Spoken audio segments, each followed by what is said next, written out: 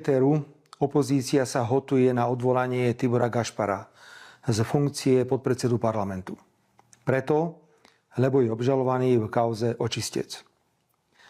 Kauza Očistec je zmanipulovaný a nezákonný pokus zbaviť sa Tibora Gašpara. Takéto odvážne tvrdenie nie je môj subjektívny pocit, ani pocit Tibora Gašpara.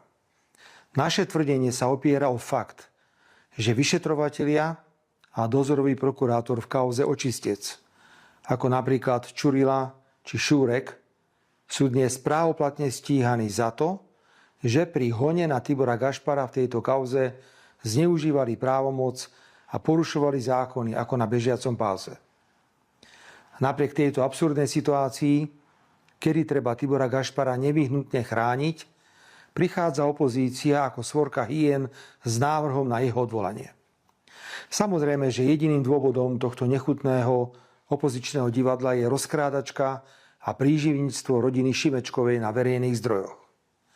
Rozkrádanie verejných zdrojov a príživníctvo ako veľmi nemilé charakteristiky Šimečkovej rodiny treba za každú cenu prekryť, aj keby mala opozícia pritom vyzerať ako zmyslov zbavená.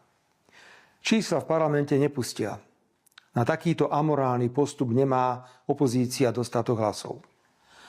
Ak sa však do neho aj tak pustí, podáme návrh na odvolanie podpredsedu Národnej rady za progresívne Slovensko pána Dubéciho.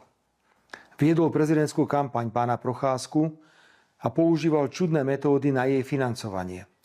Až také čudné, že ho natrel samotný pán Procházka a spojil ho s čiernymi peniazmi, obchádzajúcimi transparentný účet.